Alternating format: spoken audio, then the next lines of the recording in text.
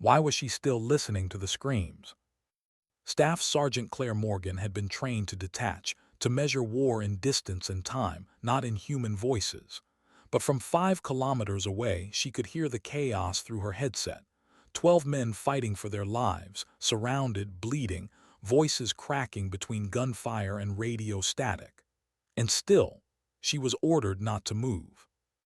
The jungle below her was alive with echoes.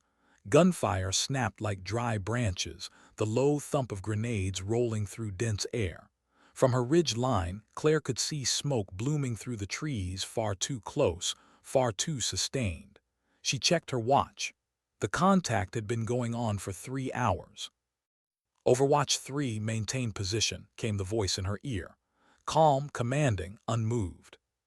She wanted to respond, wanted to say something, anything that might explain what it felt like to sit and listen while people died. But her throat tightened instead. Orders were orders.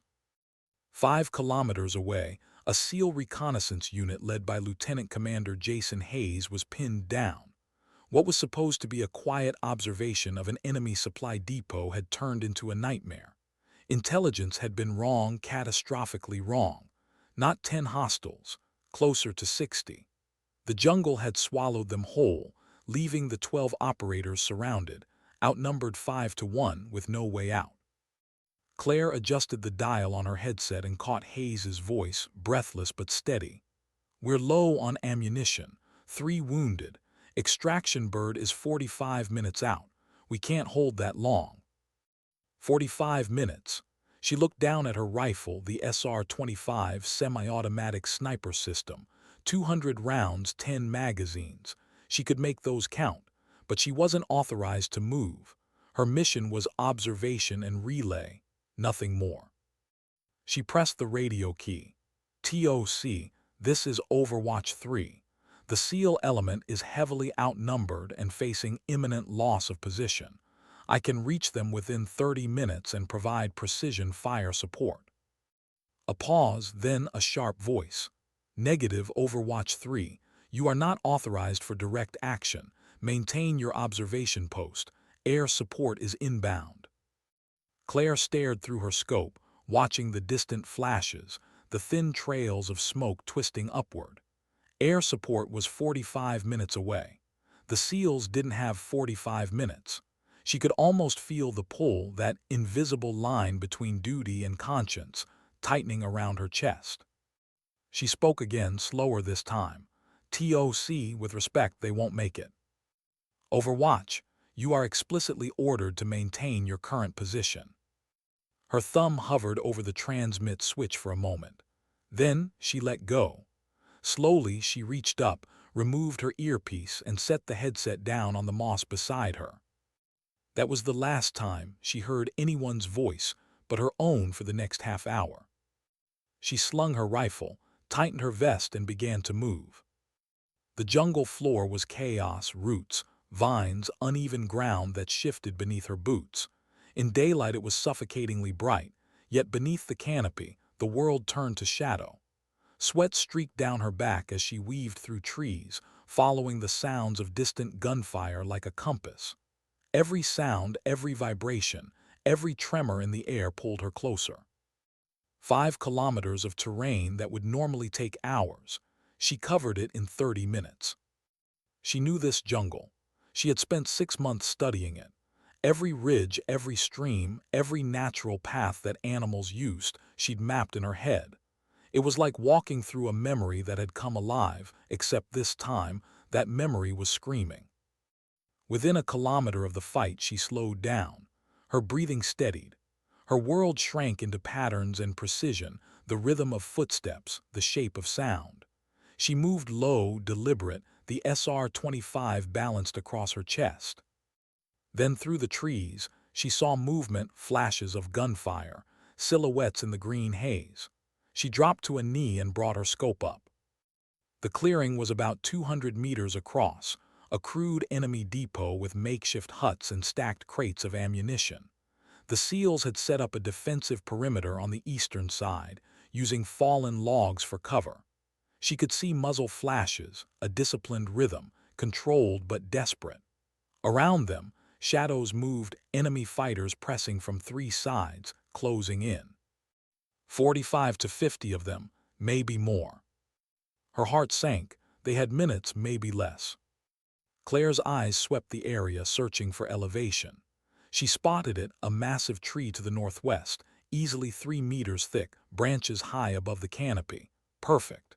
She climbed quickly, gripping rough bark, moving higher until the ground vanished below.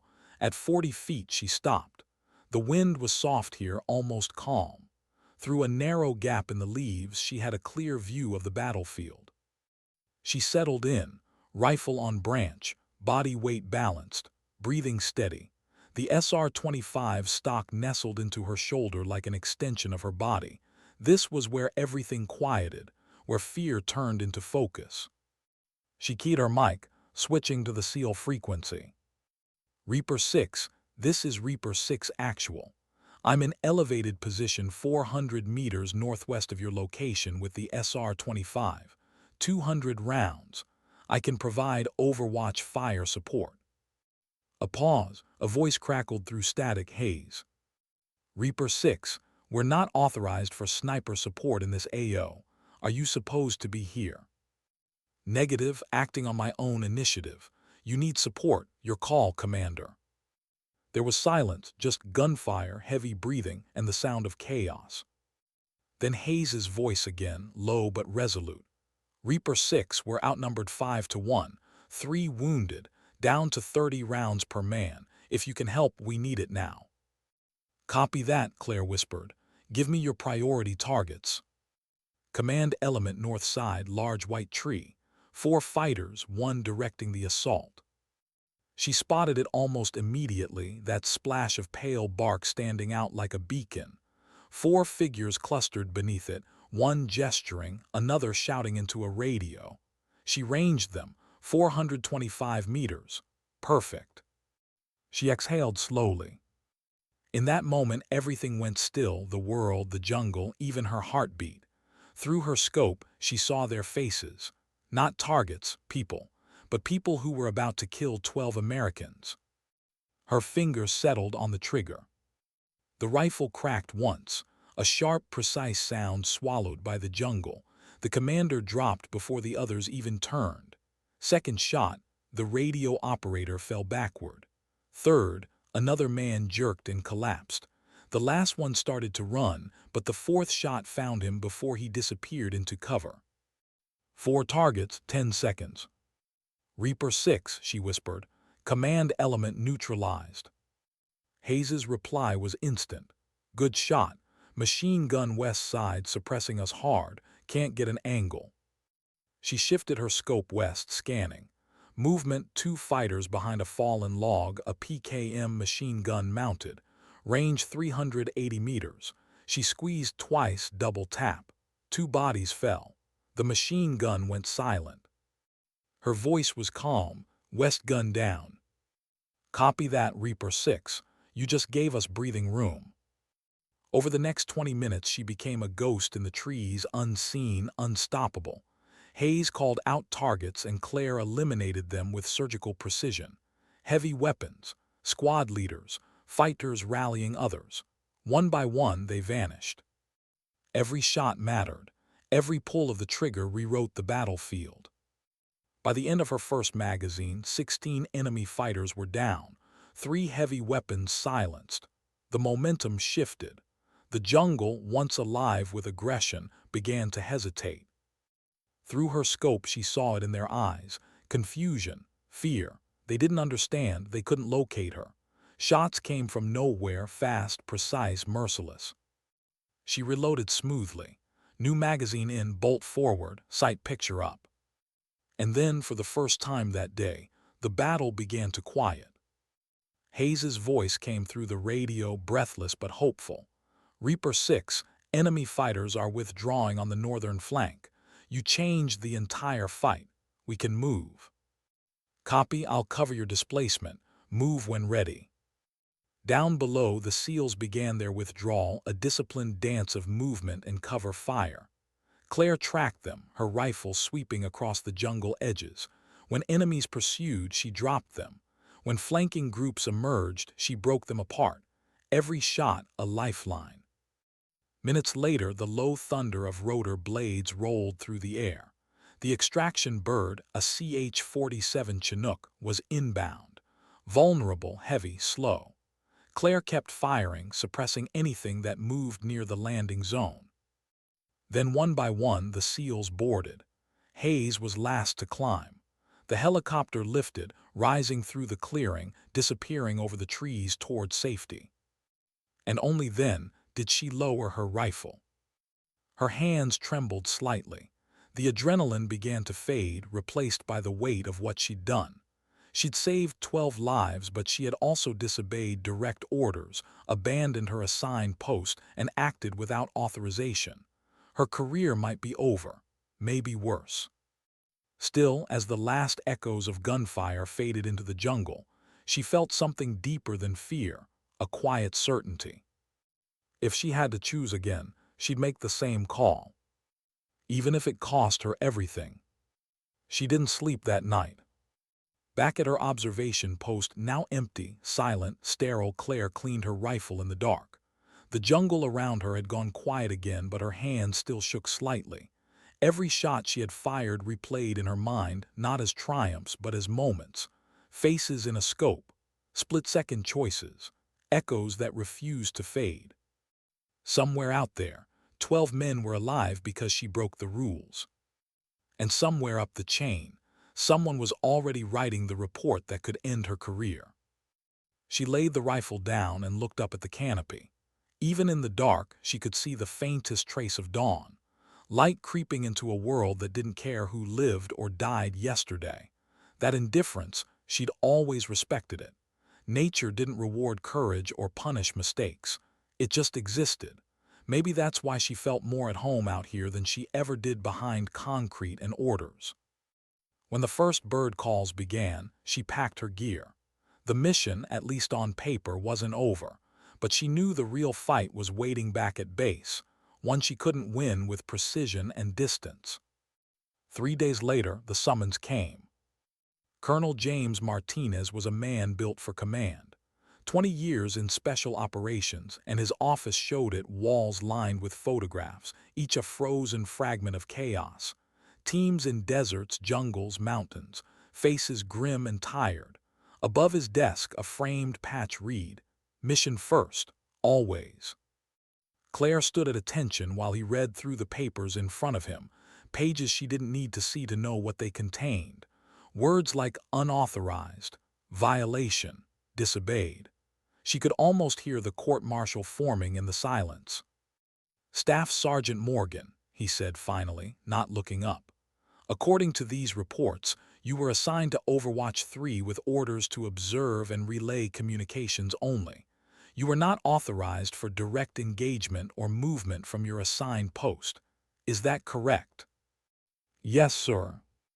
"And yet, when you monitored the SEAL team's engagement with enemy forces, you abandoned that position, moved 5 kilometers through hostile terrain, and provided solo fire support against 50-plus combatants." "Yes, sir." He nodded slowly, eyes still on the report. "You understand that what you did constitutes direct disobedience of orders, abandonment of mission parameters, and unauthorized engagement. These are serious violations, potentially career-ending." "Yes, sir, I understand." "And you still made that choice?" "Yes, sir." Finally, he looked up. His expression wasn't angry, it was measured, like a man weighing 2 impossible truths. He studied her in silence for a long moment. "Why?" Claire hesitated. There was no speech prepared, no defense rehearsed, just the truth. "Because they were going to die," she said quietly. 12 Americans, outnumbered, wounded, low on ammunition. Air support was 45 minutes away. They didn't have 45 minutes. I had the range, the equipment, and the position to make a difference. I made a call." Martinez leaned back in his chair. "You realize that, from a procedural standpoint, that explanation doesn't change the outcome." "Yes, sir, but it changes the reason." That made him pause. His gaze softened just slightly. You knew this could end your career. I accepted that the moment I switched off my radio. For a moment the room went silent again. Outside, a helicopter's low rumble passed over the compound, a sound that, once, used to mean purpose. Now it just reminded her how far from control she really was. Then Martinez set the papers aside and opened another folder, thinner, cleaner, its edges marked with blue ink. He slid it across the desk. Lieutenant Commander Hayes submitted his report, he said. Detailed account of your actions. He calls them, and I quote, unauthorized but absolutely critical fire support preventing his team from being overrun. Claire blinked. Slowly she reached for the folder. Inside were signatures, 12 of them, every operator from that mission. Each had written a statement. Martinez continued. They've all submitted written testimony supporting a Silver Star recommendation. Their language is blunt, unanimous. Without your intervention, they say their team would have been wiped out. Her stomach tightened. Sir, I didn't. He held up a hand. You don't need to respond yet. He flipped to another document, a tactical summary, annotated and signed.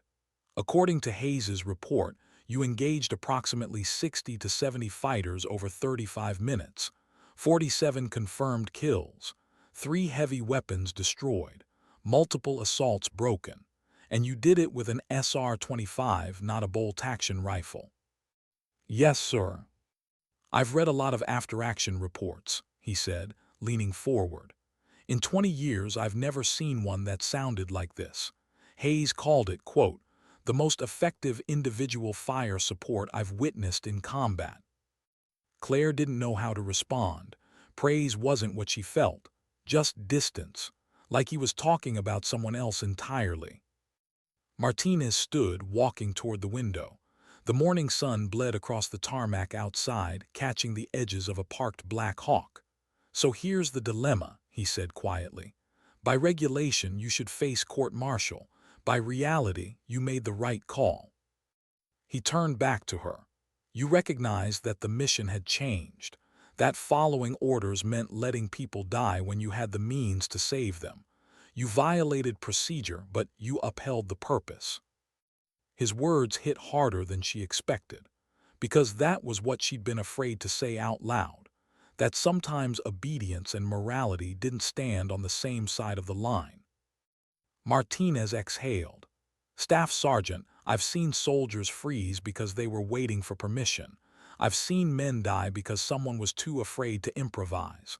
But I've also seen arrogance get people killed. Judgment, real judgment, is knowing when to break the rules for the right reasons. He returned to his desk and picked up a pen. Here, what I'm going to do. I'll note in your record that you operated outside mission parameters. That will stay in your file, but I'm also approving the Silver Star recommendation. Claire's composure faltered for the first time. Sir. I'm not finished, he interrupted gently. You're being reassigned. Effective immediately, you'll serve as dedicated precision fire support for SEAL operations. You'll train others in semi-automatic sniper employment. You've proven the value of initiative, now you'll teach it. For a moment, Claire couldn't find her voice. She hadn't expected mercy, and certainly not trust. Finally, she said softly, Sir, I want to be clear. I don't regret what I did. If the same situation happened again, I'd make the same choice. A small smile touched the corner of his mouth. That's exactly why I'm making this assignment. He extended his hand. After a brief hesitation, she shook it. You'll report to Special Operations Group Bravo for integration, he said. You'll operate with SEAL teams directly, not as an observer. You're too valuable to keep behind a scope 5 kilometers away. Yes, sir. As she turned to leave, he added quietly, You did the right thing, Staff Sergeant. Never let anyone convince you otherwise. She paused at the door. Thank you, sir. He nodded once, dismissed. That night, Claire stood outside the barracks, watching another helicopter take off. The wind from its rotors carried the faint scent of jet fuel and dust. She closed her eyes. For the first time in days, the silence didn't feel heavy. It felt earned. The next chapter of her career would take her closer to the fight, not just as a sniper, but as someone expected to make the impossible calls. Someone trusted to decide when orders were wrong. The weight of that wasn't lost on her, but neither was the clarity. Somewhere out there, 12 men were alive because she refused to wait for permission. And sometimes that had to be enough. She could feel the difference the moment she stepped into the hangar. The air smelled of oil, salt, and gunmetal, the heartbeat of operations that never stopped, engines being tuned, gear checked, operators moving with quiet rhythm, the kind of place where words were short and intent was clear. Clare Morgan wasn't a visitor anymore. She was part of the tempo now, reassigned, integrated, and tested the second she arrived. The SEALs didn't treat her like an outsider, but they didn't treat her like a hero either. In their world, reputations were made in silence and trust had to be earned in sweat. Her Silver Star recommendation meant little here. What mattered was what she could do on their worst day. Morning Staff Sergeant. Lieutenant Commander Jason Hayes greeted her by the briefing table, a familiar calm in his voice. The lines around his eyes looked deeper now, carved by too many operations and too little sleep. "Morning, sir," Clare replied. "You didn't have to vouch for me. I know it cost you something." He gave a small shrug. 12 lives, that's what you bought us. No one forgets that. She nodded, not as acknowledgement but as quiet acceptance. "I'm ready to start." Hayes motioned toward the map projected across the table. "You'll have plenty of time. We're wheels up at 600 tomorrow. Recon and disrupt mission, jungle terrain again. We've got indicators of a resupply line north of the river. We'll insert light, hit fast, and exfil before they can react." He paused, studying her. "You'll have overwatch from High Ridge, same setup as before. SR-25 authorized with free engagement authority if contacts confirmed. No need to wait for permission this time." A small smile crossed her lips. "That's new." Hayes smirked. "Let's just say we've learned to trust your instincts." At dawn, the sky broke open in 1,000 shades of gold. The helicopter blades sliced through morning mist, scattering it across the jungle canopy. Clare sat at the open door, harness clipped, rifle across her knees. The team sat across from her, 12 men, focused, silent. The roar of the rotors drowned everything but thought. She looked at them one by one. Different faces, same weight. She had carried their voices in her head for weeks, the same ones she'd heard through gunfire and desperation. And now here they were, whole, alive, breathing, preparing to step back into the same kind of chaos she'd once fought to reach. A tap on her shoulder. Chief Mike Torres leaned in, shouting over the noise. "Never thought I'd see the day they put the ghost herself on the bird." She smiled faintly. "I don't haunt people who stay alive, Chief." He laughed, shaking his head. "Fair enough." The helicopter banked hard, descending through the canopy. Trees whipped past in a blur of green and shadow. Claire's hand found the safety strap, steadying herself as her boots touched soil again. The mission began like a whisper, quiet movement, disciplined silence. The jungle was dense and humid, its heat pressing into every breath. The SEALs advanced in pairs, rifles raised, scanning every angle. Clare broke off halfway through the approach, veering toward her observation ridge. Her movements were practiced now, the steps of someone who knew both the land and the ghosts it carried. By the time the team reached the objective area, she was already in position. Her world shrank again through glass and reticle. The SR-25 rested against a steady branch, bipod firm. She could see everything, the river shimmering in the morning light, the clearing ahead where the supply site was built from wood, canvas, and rusted metal. Enemy sentries patrolled lazily, unaware of the storm creeping toward them. She keyed her mic. "Reaper 6 to Viper team, I've got eyes on objective. 8 visible hostiles, 2 vehicles, no sign of heavy weapons yet." "Copy that," Hayes replied. "Stand by for breach." Minutes ticked by, slow and deliberate. Then the first shots broke the silence, quick, precise. The seals moved like water flowing between cover, clearing targets. Claire's scope followed them, tracking, protecting. When a sentry emerged behind them, she took him before he could aim. One clean shot, then another. In less than 5 minutes it was over, objective secured, no casualties. Area clear, Hayes reported, exhaling. Good eyes, Reaper 6. Copy, perimeter still quiet. You've got 10 minutes before company arrives. Because through her scope she could see movement, distant shapes slipping between trees. Reinforcements, 40, maybe 50. The same story again, just written in different terrain. Contact incoming north, she warned. Multiple heavy weapons spotted. Roger that, pack it up, we're moving. She shifted her aim, marking targets, eliminating point men before they reached visual range. Every shot bought seconds. Every second mattered. But unlike last time, this wasn't chaos, it was coordination. Communication flowed clean. Every voice steady. Every move deliberate. For 20 minutes the jungle turned into a chessboard. Claire's rifle controlled the distance while the SEALs maneuvered through cover. Reinforcements tried flanking. She cut them down. Machine gun nests formed. She silenced them. Each engagement cleaner than the last. Finally Hayes's voice came through. All elements moving to extraction point. Charlie, how's your ammo? 9 mags left, more than enough. You're starting to sound like one of us. She smiled faintly. Maybe you're starting to sound like me. The last engagement was short, a final burst of resistance collapsing under precision fire. When the extraction bird arrived, there was no panic, no desperate scramble, just efficiency.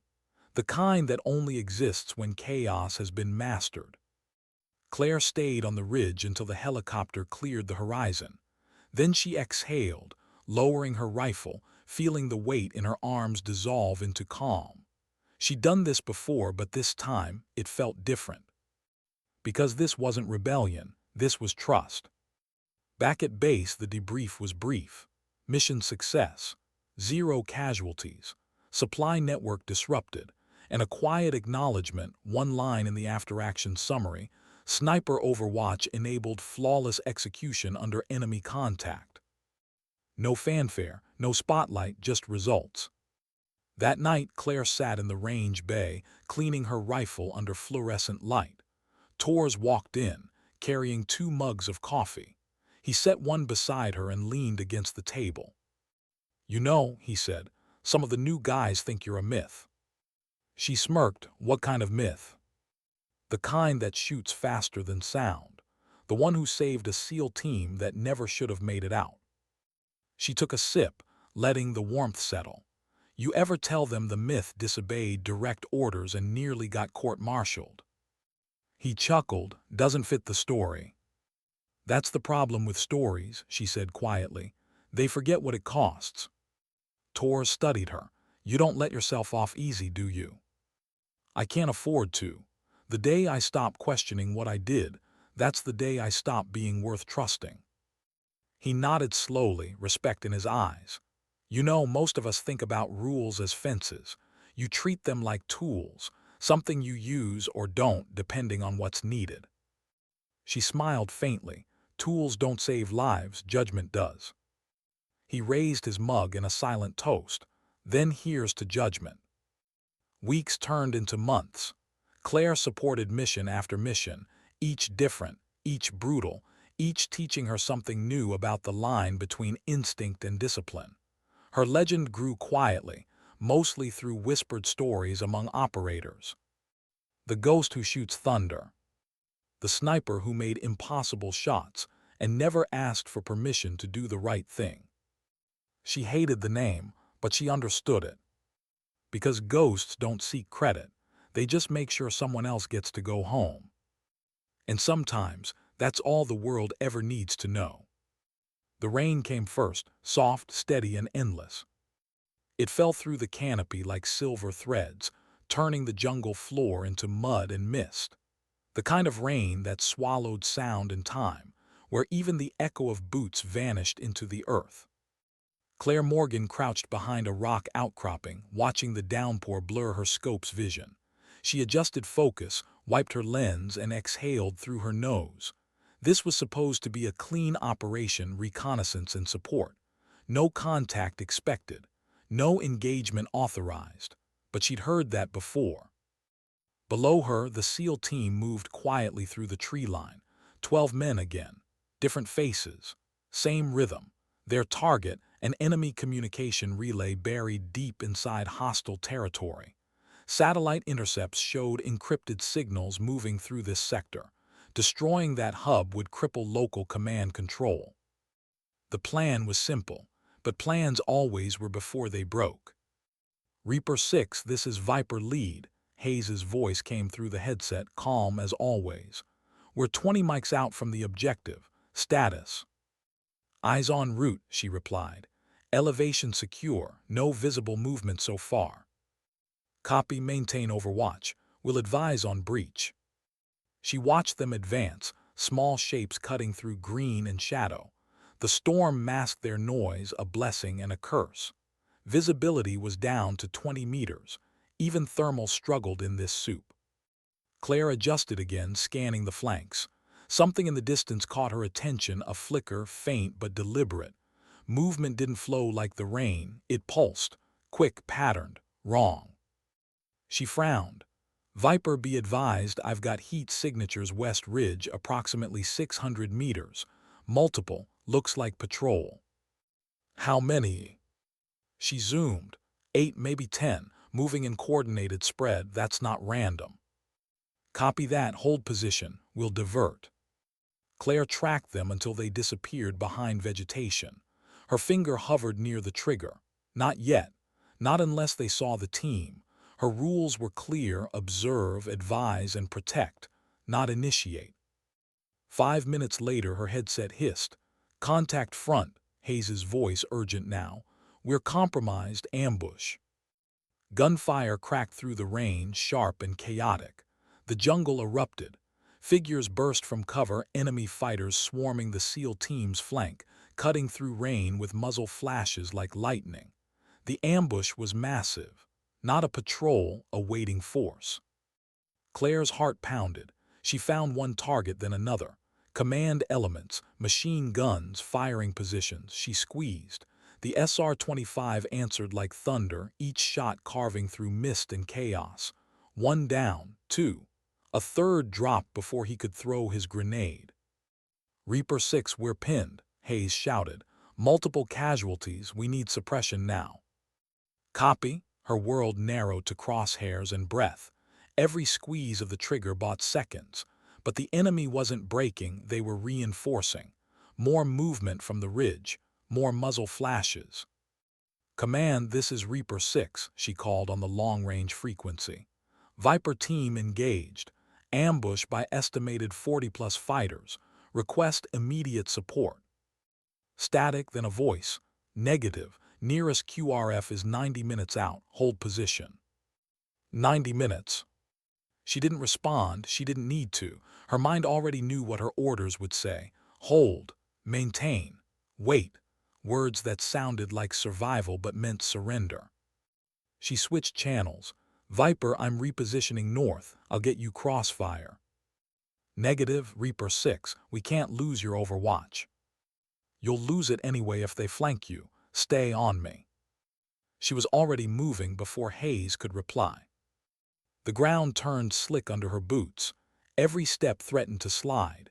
She used roots as anchors, cutting through underbrush, climbing through mud until she reached another vantage point, higher, closer, deadlier. Her lungs burned. Her heartbeat synced with the distant rhythm of gunfire. She sat up again, breath shaking, hands steady. Through her scope, she saw the truth. The SEALs were boxed in from 3 directions. 1 man down, 2 more dragging a wounded teammate behind a fallen log. Hayes was shouting orders, rallying what cover they had left. It was a repeat of that day months ago, only this time she wasn't disobeying. She was expected to perform miracles. She exhaled, Reaper 6 firing. The first burst dropped 2 advancing fighters, then another pair. The enemy hesitated, trying to locate her through the rain. They couldn't. Her shots echoed from nowhere.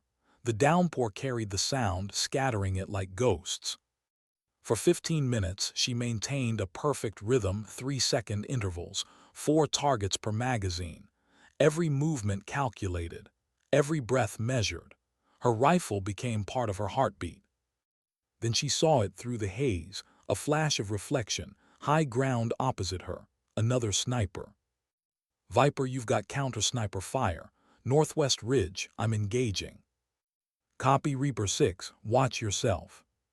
She dialed her scope, adjusting focus until the reflection sharpened. The figure was prone, well camouflaged, patient. The kind of shooter who knew what he was doing. His rifle angled toward the SEAL position. She could almost feel him thinking, waiting for a clear shot. She took hers first. The bullet cut through the rain, vanishing before sound caught up. The figure jolted, then went still.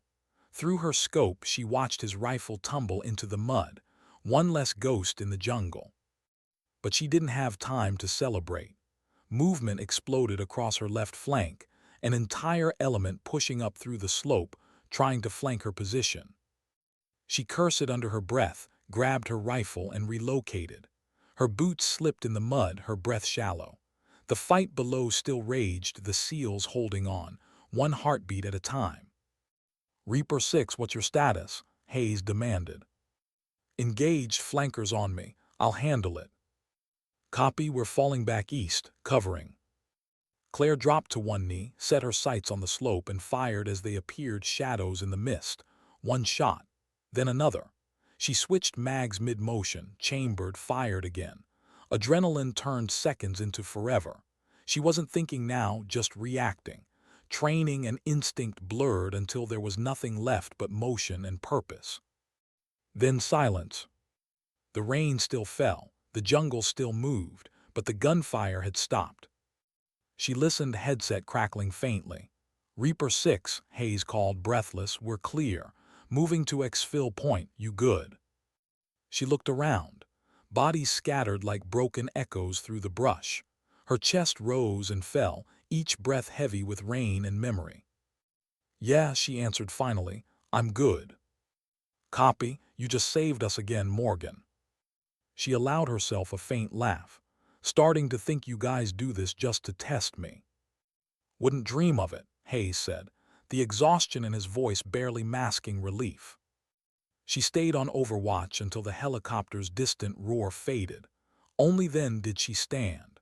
Mud clung to her boots. Water ran down her face like tears she didn't have time to shed. She'd done her job, followed orders, saved lives. So why did it feel heavier this time? Hours later, back at base, the rain followed her home. The debrief was efficient, tactical successes, neutralized threats, 0 friendly losses. Hayes made sure her name was in the first sentence of the report. But when the room emptied, she sat alone, staring at her hands. The rain drummed against the tin roof, steady and relentless. She'd done everything right, by the book, by instinct, by command. But she couldn't shake the image of that counter-sniper, staring through a scope just like hers. A professional, a mirror. She killed him before he could kill her team. But for some reason, it didn't feel like victory. It felt like inevitability. War had a way of circling back, turning choices into echoes. And in those echoes, she began to wonder whether judgment and survival were still the same thing. Because sometimes, even when you followed every order, the ghost still found you. She used to think war ended when the gunfire stopped. But months later, Clare Morgan learned that silence could be louder than any battlefield. The base had changed. She'd become part of it now, no longer the outsider sniper who saved a team by breaking orders, but something else entirely. Her name carried weight. Operators she'd never met nodded when she passed.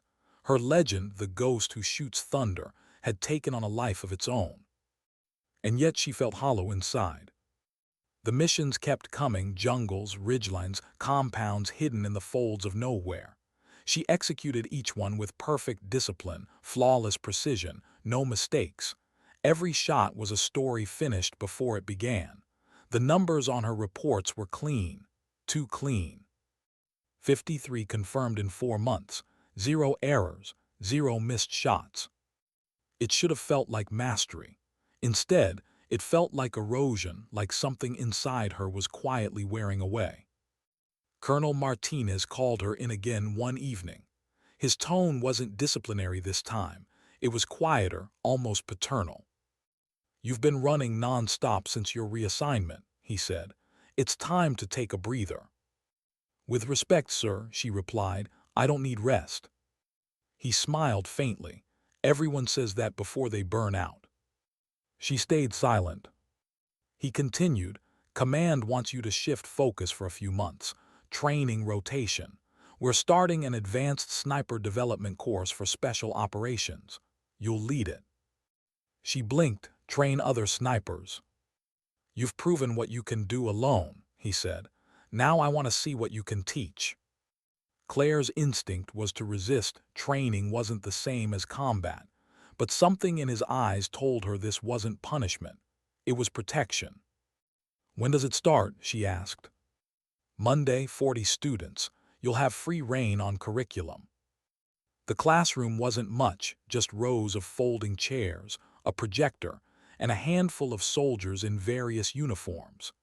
Each one carried the quiet confidence of someone who'd been there, seen things, done things, lost things. Claire walked to the front, set her SR-25 on the table, and said simply, "This isn't about marksmanship. If you're here, you already know how to shoot. This is about judgment, knowing when not to." A ripple went through the room. She could see the skepticism in some faces, curiosity in others. One young sniper in the second row raised his hand. "Ma'am, are you really the one who saved SEAL Team 7? 50 enemies in 35 minutes. She smiled faintly. "That's one version of the story." Another voice from the back, older, deliberate. "What's the other version?" Claire's eyes softened. "That I made a decision no one gave me permission to make, and spent every day since wondering if I earned the right to make it." The room went quiet. Then she pointed to the rifle on the table. "Everyone here has been taught that bolt-action rifles are superior for precision work. You've drilled it into muscle memory, one shot, one kill. But that mindset only works when you control time. In combat, time doesn't ask permission." She lifted the SR-25, ran her hand along its receiver. "This rifle taught me that accuracy isn't about perfection. It's about tempo, about matching the fight you're in, not the one you trained for." She brought up a video feed, helmet cam footage from the jungle mission months earlier. Muzzle flashes, rain, her voice calling shots.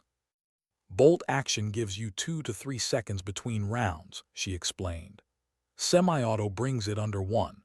That difference can decide who lives and who doesn't. It's not about faster shooting. It's about closing the gap between decision and consequence." One of the students, a Marine sniper, frowned. "But ma'am, isn't that just another way of saying you value speed over discipline?" Claire set the rifle down gently. "No, I'm saying I value adaptability over pride." The words hung there, heavier than she expected. Weeks passed. The course grew tougher. She pushed her students hard, not to shoot better but to think deeper, to ask questions they'd been trained not to ask. "What happens when orders don't match reality?" she'd ask them. "What if doing what's right means disobeying what's written?"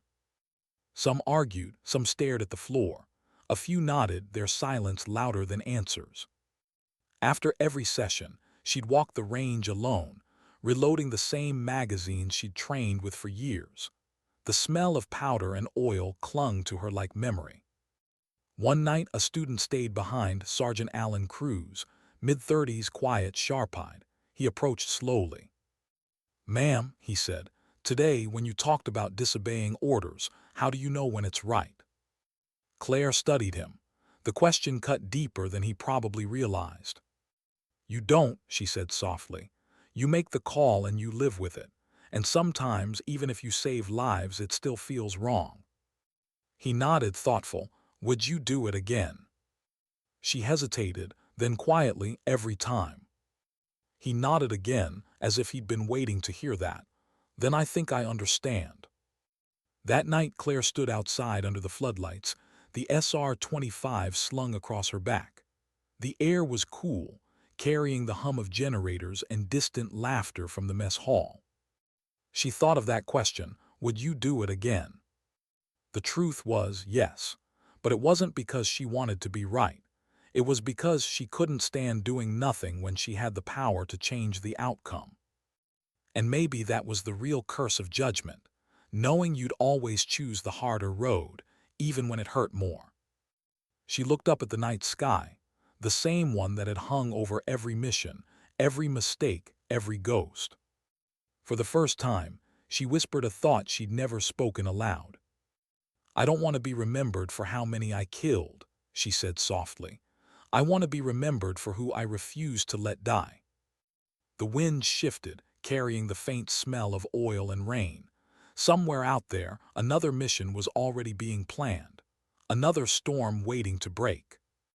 And when it did, she knew she'd be ready, not because she was unafraid, but because fear had finally taught her what courage really meant. Sometimes courage wasn't pulling the trigger. Sometimes it was teaching others how to live with the silence that followed. It started with a radio call that shouldn't have come that early. Clare Morgan was halfway through reviewing range footage when the operations officer entered the training hangar, headset still pressed to one ear. His expression said everything before he spoke. "Ma'am, we've got a situation," he said quietly. "One of your students, Sergeant Cruz, he's on a live mission with Delta. It's gone bad." Her stomach dropped. What happened? Recon insert, small team. They were supposed to observe a weapons convoy near the border. They got compromised, heavy contact, multiple hostiles. They're pinned down. Air support's delayed due to weather. Claire stood. Where?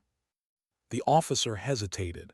Classified, ma'am, but you're cleared to monitor. Command requested your presence in the TOC. She was already moving before he finished the sentence. The Tactical Operations Center was a low, dim-lit room humming with equipment and tension. Screens lined the walls, showing satellite feeds, heat signatures, and radio logs. The air was thick with focus. "Patch me through to the ground," Claire said as she entered. The operator nodded and handed her a headset. The instant she put it on, the chaos came alive, gunfire, shouting, distant thunder. And then a familiar voice, steady but strained. "This is Viper 2-1. We're taking fire from multiple positions. 2 wounded. We're running low on ammo." It was Cruz. Claire's heart clenched. The feed crackled again. "We've got 30 hostiles at least, requesting immediate air support or extraction, anything." Command's voice came back, calm but detached. "Negative 2-1. Closest air asset is 80 minutes out. Hold position and maintain comms." Claire closed her eyes. It was the same phrase, the same sentence that had once condemned 12 men until she'd broken it. She grabbed the operations map. "Where's his position?" The officer pointed. "Here. They're trapped in a depression between 2 ridgelines. Only way out is east, but enemies got it locked down." Claire stared at the screen. "Is there any overwatch nearby?" "Negative, terrain's too steep. They're on their own." She listened to the radio again. Cruz's voice came through, measured, calm under pressure, just like she'd taught him. "Copy, command, we'll hold." He didn't sound panicked, but she knew that tone. It was the same one she'd used the day she disobeyed orders. She turned to the officer. "Request remote feed from drone orbit. I want visual on the engagement zone." He hesitated. "Ma'am, you're not in the chain of command for this op." "Do it." Her tone wasn't loud, but it carried the weight of command. A few keystrokes later, the feed shifted to a live drone view, dense forest, flashes of gunfire, figures moving like shadows. Claire leaned closer. The team was pinned against fallen logs, muzzle flashes erupting from three sides. Cruz was there, identifiable by his position, rifle braced, scanning. Calm, methodical, just like she'd trained him. Her pulse quickened. He's boxed in, he won't last 80 minutes. Orders are clear, the operations officer said quietly. We hold until air support arrives. She turned toward him, eyes sharp. And if they don't make it that long? He didn't answer, he didn't have to. The firefight on the screen intensified. Smoke, flashes, and the jagged movement of figures in chaos. Claire's hands gripped the edge of the table. Then Cruz's voice again, crackling through static. Command, we're getting overrun. One man KIA, too critical. I can move to higher ground for overwatch and draw fire. -2-1, command snapped. You stay put, that's an order. Claire's breath caught. She could almost see him weighing it, the choice between obedience and survival. The silence on the radio stretched. Then Cruz spoke, voice lower now. Copy that. But she heard it, that same pause, that same hesitation she'd felt once. On the screen, a single figure broke cover and started moving upslope. No, Claire whispered. Who authorized that movement? An officer shouted. No one answered. Cruz was running, zigzagging through bursts of dirt and muzzle flash. He dove behind a rock outcrop, scrambled up, and disappeared into the trees. Seconds later, his rifle opened fire from above, cutting across the enemy line. The ambush fractured. Fighters turned toward the new threat. The trapped team below seized the moment, returning fire, repositioning. Claire could barely breathe. Every shot Cruz fired felt like déjà vu, the echo of her own rebellion. The same rhythm, the same defiance. And then static. The feed froze. Signal lost, the operator said. We're not getting his telemetry. Claire's heart stopped. Reestablish now. Trying, ma'am. 30 seconds, then a minute. Then the radio cracked again, faint, broken. This is Viper 2-1. Cruz's voice, weak but alive. Overwatch in position. Engaged, multiple enemy retreating. Team moving east. Casualties stable. He coughed, wet, harsh. I'm hit, can't move, tell them keep moving. Cruz, this is command, stay with us.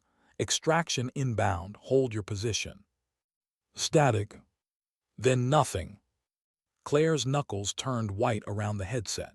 She watched as the remaining team exfiltrated east, dragging the wounded.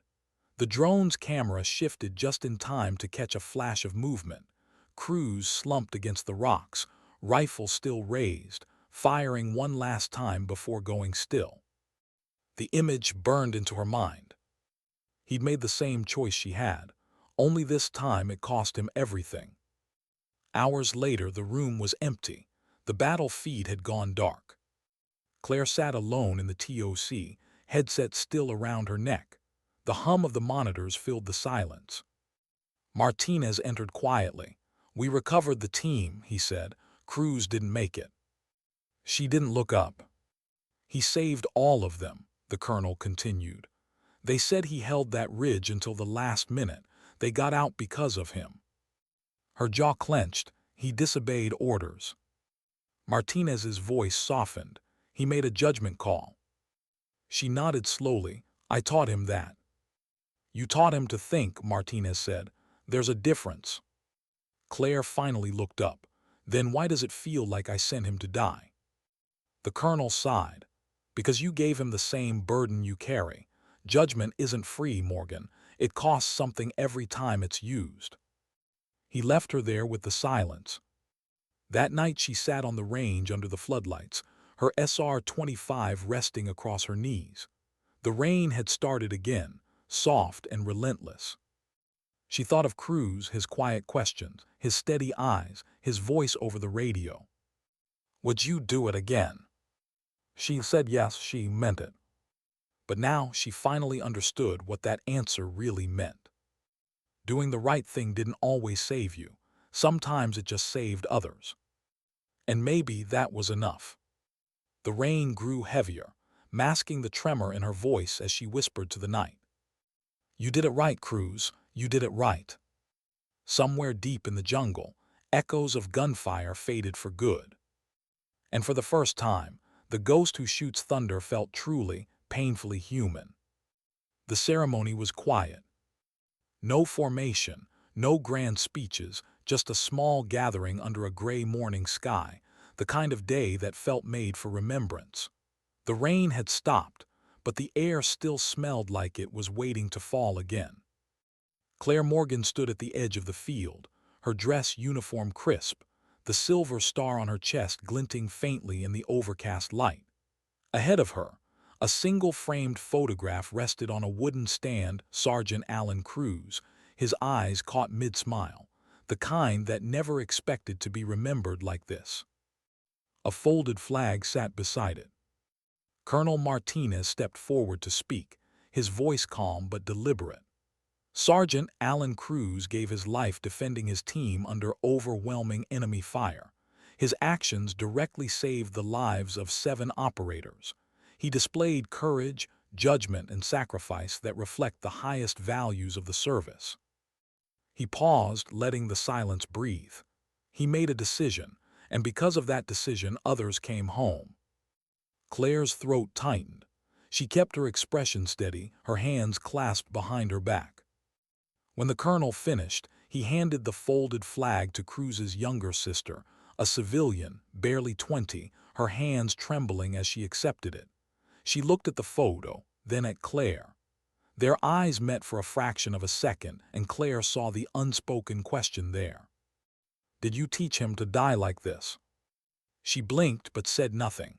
Words would have broken something fragile in that moment.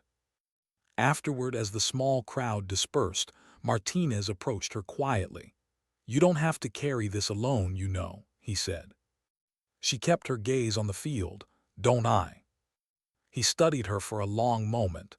He knew what he was doing. You didn't force his hand. "I gave him the mindset that killed him," she said flatly. "I told him judgment mattered more than obedience." Martinez nodded slowly. "And you were right." She turned to face him, her voice barely above a whisper. "Then why does it feel like punishment?" "Because judgment always is," he said.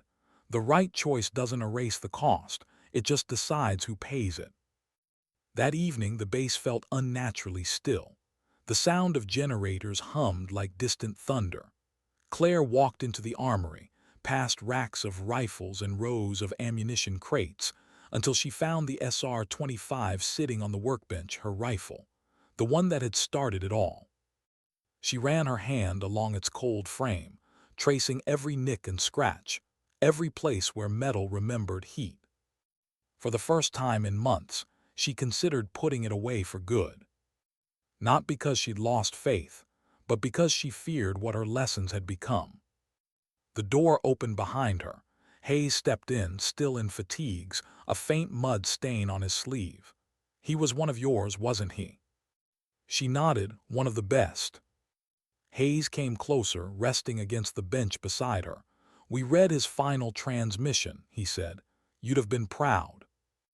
"I'm not sure I know how to be proud of that anymore," she said. He studied her face for a moment. "You think he died because of you?" "I know he did," she replied quietly. "He learned from me that orders can be wrong, and when the time came, he did what I taught him to. He made his own call." Hayes's voice softened. "You're not responsible for his death, Claire. You're responsible for the lives he saved. That's the difference." She looked at him, tired eyes meeting steady ones. "How do you live with it?" He thought for a moment. "You don't. You just make peace with the pieces you have left." The words lingered long after he left. Weeks passed. The world kept turning, missions, briefings, rotations. Claire returned to teaching, though something in her tone had changed. She spoke slower now, choosing her words like ammunition. One afternoon, a young sniper candidate asked her during a break, "Ma'am, how do you know if you're ready to lead people into something you might not come back from?" Claire looked at him for a long moment, her voice calm but quiet. "You're never ready," she said. "You just stop needing to be." He frowned slightly. "Then why do it?" She smiled faintly, tired, knowing, because someone has to. The student nodded, unsure, and went back to his weapon. Claire stayed there, watching him work. Somewhere deep down, she knew she was watching the cycle start again, new hands, new eyes, learning the same hard truths she had bled to understand. Later that night, she found herself walking the perimeter alone, the moon breaking through clouds like a slow heartbeat. The jungle beyond the wire looked endless, patient, almost forgiving. She stopped by the range, the air thick with humidity and memory. For a moment she could almost hear Cruz's voice, steady, curious, alive.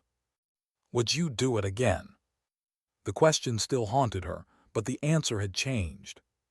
"Yes," she whispered, "but this time I'd make sure someone else didn't have to." She shouldered her rifle, not as a weapon, but as a promise to keep teaching, to keep guiding, to keep carrying the burden that others shouldn't have to. The rain started again, light and endless. And in its rhythm, she found something close to peace. Not forgiveness, not closure. Just peace, the kind that comes when you finally understand that doing the right thing doesn't save you. It saves someone else. And sometimes, that's all the redemption a soldier ever gets. The auditorium was silent, not out of discipline but out of weight. Dozens of new operators filled the seats, fresh faces, sharp uniforms, eyes full of questions they didn't yet know how to ask. The kind of silence that came before experience reshaped everything they thought they understood about courage. At the front stood Sergeant First Class Clare Morgan. She didn't look like the stories described her, not like the ghost who shoots thunder, not like the legend whispered through barracks and missions. She looked human, tired, calm, steady, the kind of presence that spoke louder than orders. She set her SR-25 on the podium beside her, its matte surface catching the low light. The rifle wasn't decoration, it was history, memory, consequence. "Most of you have heard a version of my story," she began, her voice low but clear. 12 men pinned down, 50 hostiles, no permission to engage. I broke orders, I saved lives, and I paid for it. A murmur rippled through the room, but she didn't pause. "What they don't tell you," she continued, "is what happens after. They don't tell you about the quiet that follows the noise or the faces you see every time you close your eyes. They don't tell you that doing the right thing doesn't feel like victory. It feels like surviving something that should have killed you." Her gaze moved slowly across the room. "The hardest part of this job isn't the fight, it's the judgment. You'll be asked to obey orders you don't understand. You'll be given missions that make no moral sense. And one day, maybe, you'll have to decide between what's written and what's right." She paused long enough for the silence to sink in. "When that day comes," she said softly, "you'll think of consequences. You'll think of careers, of command, of everything you could lose. And you'll hesitate." She leaned forward slightly. "But remember this, hesitation is the quietest form of surrender." The room stayed still. The words didn't shout, they settled like gravity. "I'm not telling you to disobey," she continued, voice softening. "I'm telling you to understand, to learn what the mission really is, not the one written on paper, but the one that matters. The mission is people. It always has been. Everything else is noise." She reached down, lifted the rifle, and held it at her side. "This weapon doesn't make you powerful," she said. "It makes you responsible. Every round you fire has a consequence, not just for those you hit, but for who you become after." A young recruit in the front row raised his hand. "Ma'am, what if we make the wrong call?" Claire smiled, not kindly but knowingly. "You will," she said. "All of us do. The question isn't whether you'll make mistakes. It's whether you'll have the courage to learn from them and keep choosing what's right even when it hurts." Her eyes softened. Because courage isn't loud. It doesn't come with applause or medals. Sometimes courage is standing alone in the dark, doing what no one else will, and knowing no one will ever thank you for it. The room was silent again, but it wasn't emptiness this time. It was understanding. Claire set the rifle back down, the metal clicking gently against the podium. "One of my students once asked me if I'd do it all over again," she said. "If I'd break orders, risk everything to save 12 strangers." She looked down for a moment, her voice quieter now. "Yes," she said, "I'd do it again, because sometimes dignity doesn't speak, it simply acts." A long pause followed. Then she stepped away from the podium, leaving the SR-25 where it stood, a silent relic of a life built on decisions that couldn't be undone. As she walked toward the exit, the recruits rose instinctively, not because of rank, but because they understood something deeper, that they weren't just being trained to fight. They were being taught to choose. Outside, the daylight was breaking through scattered clouds. The air smelled of earth and rain, that same scent that always seemed to follow her. She walked across the compound, slow and steady, her boots sinking slightly into the damp soil. Somewhere, a helicopter lifted off, its rotors stirring the air into motion. She stopped for a moment, looking up at it, a black silhouette rising toward the horizon. There would always be another mission, another call, another soldier standing at the same crossroads she once faced. She smiled faintly, not from pride but from peace, because she finally understood what her life had become.